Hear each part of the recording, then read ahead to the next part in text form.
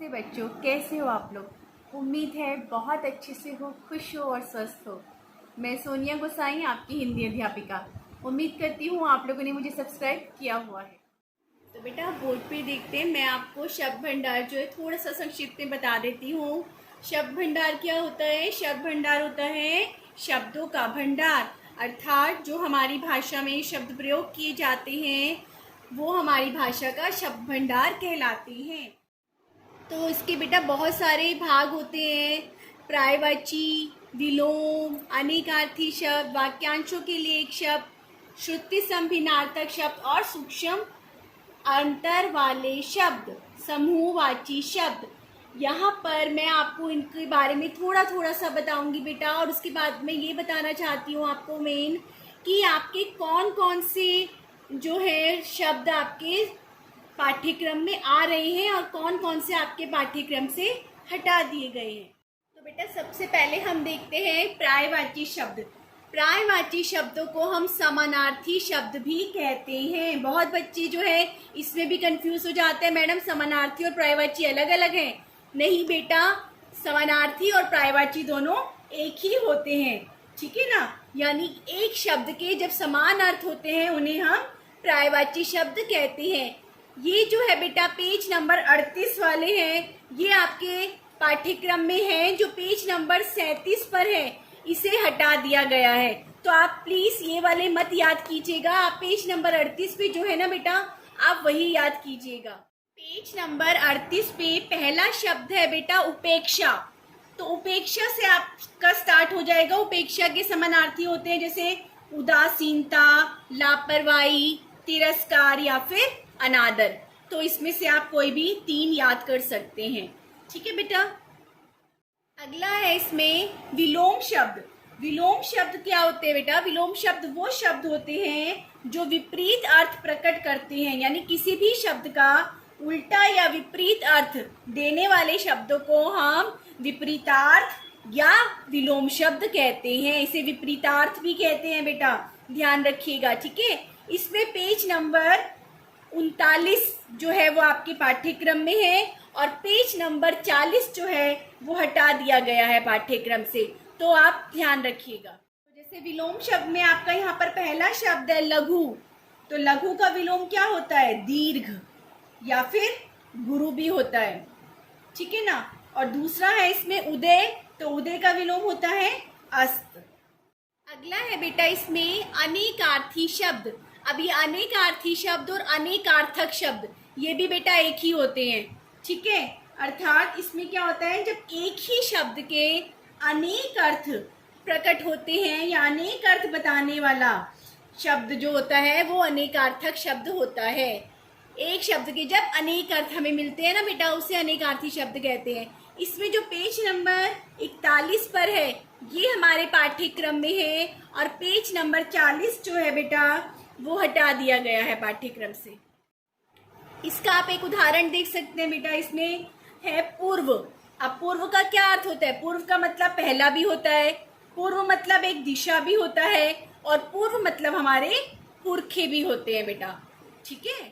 अगला है बेटा वाक्यांशों के लिए एक शब्द या वाक्यांश के लिए एक शब्द, ठीक है बेटा। इसमें क्या होता है, जब अनेक शब्दों के स्थान पर हम कोई ऐसा शब्द प्रयोग करते हैं जो ज्यादा प्रभावशाली होता है तो उसे हम वाक्यांशों के लिए एक शब्द कहते हैं।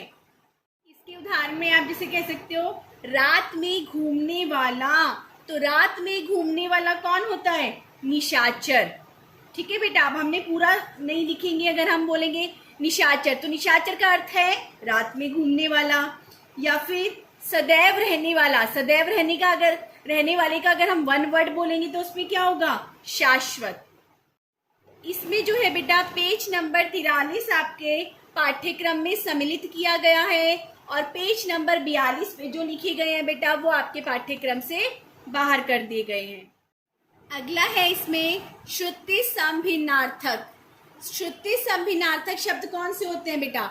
ये वो शब्द होते हैं जो सुनने में समान लगते हैं लेकिन इनका अर्थ भिन्नार्थक, मतलब इनका अर्थ जो होता है वो भिन्न होता है।